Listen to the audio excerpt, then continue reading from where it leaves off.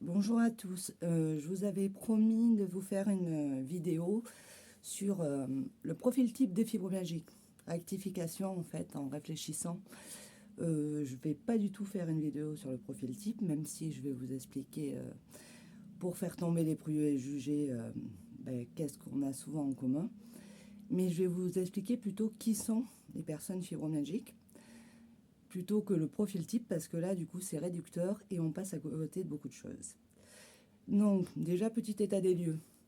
La fibromyalgie, ça touche 2 à 5% de la population mondiale, donc française, hein, on n'échappe pas au problème. 2 à 3 millions de Français seraient atteints par la maladie. Et dans ce chiffre-là, je pense qu'on peut aussi rajouter au-delà les personnes qui sont en errance diagnostique ou qui sont en cours de diagnostic. Et ça en fait pas mal, à mon avis, puisque c'est une maladie qu'on met longtemps avant de diagnostiquer. C'est une maladie qui peut toucher tout le monde, donc faisant tomber les préjugés justement. Il n'y a pas d'âge pour la fibromyalgie. Les enfants peuvent être atteints, les adolescents, les personnes, les jeunes adultes ou les personnes plus âgées. J'en parle parce que moi, parmi mes adhérents, j'ai des personnes qui sont diagnostiquées fibro et qui l'ont été à l'âge adulte, mais qui ont eu des symptômes dès l'enfance. Donc imaginez-vous bien déjà pour des personnes adultes, avoir une reconnaissance, être pris au sérieux, c'est très compliqué.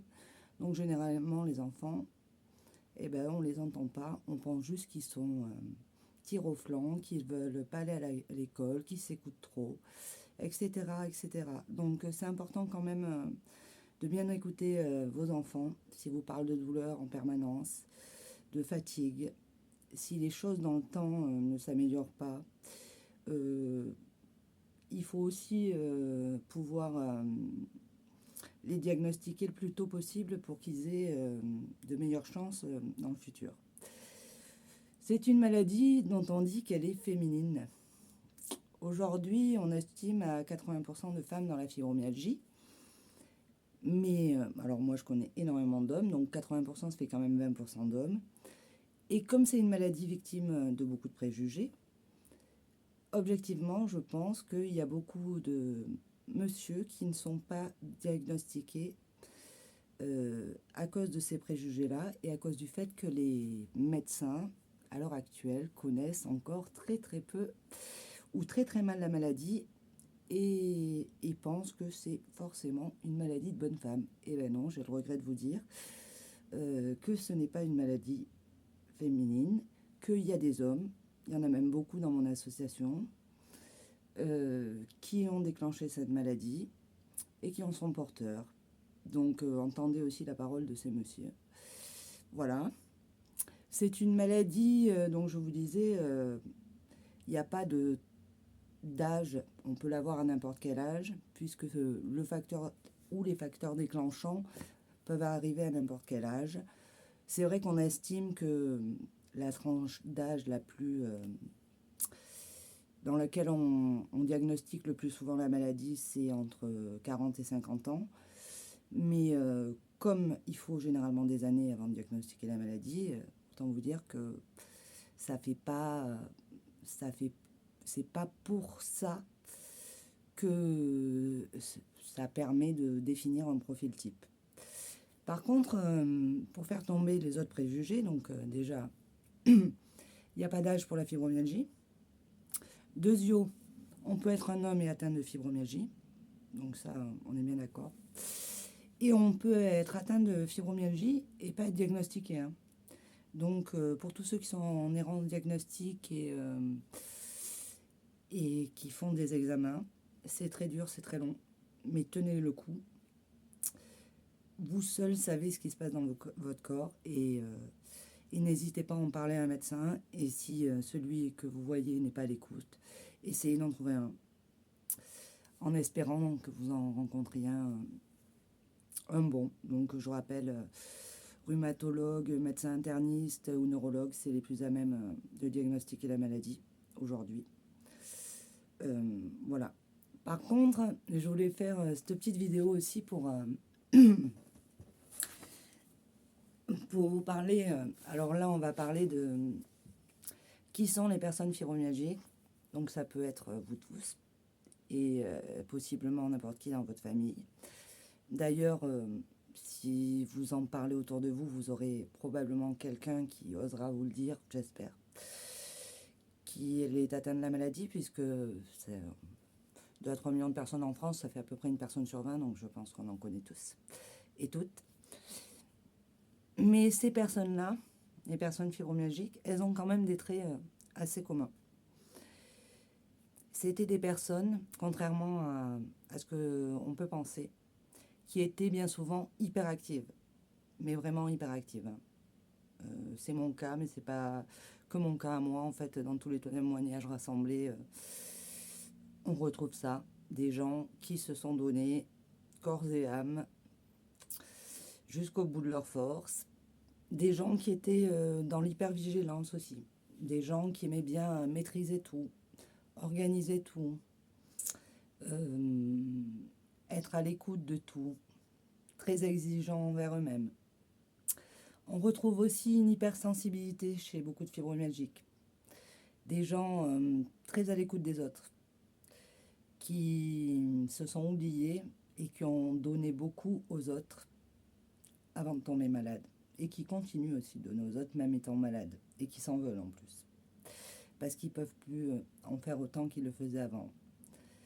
Les fibromyalgiques, c'est des personnes qui ont une tendance à se dépasser en permanence, à vouloir aller au bout des choses tout le temps, à ne jamais renoncer, à avoir poussé leur corps jusqu'au bout.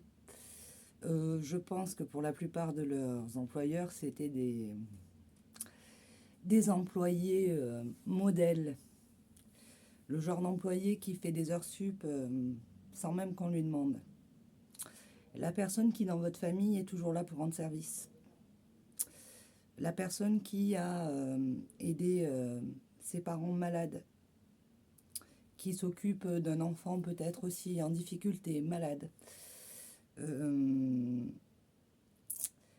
C'est peut-être aussi pour ça qu'on trouve quand même une majorité de femmes. Hein. Je ne dis pas, messieurs, que vous n'êtes pas aussi à l'écoute que les femmes, mais effectivement, dans le monde d'aujourd'hui, on demande beaucoup, beaucoup aux femmes. Elles ont une surcharge mentale et physique énorme. Et quand je vous dis ça, en fait, c'est pour vous dire que on a tendance à nous dire que c'est une maladie psychologique, qu'on est des gens qui s'écoutent trop, qu'on est des feignants pour certains médecins, des tirs au flanc,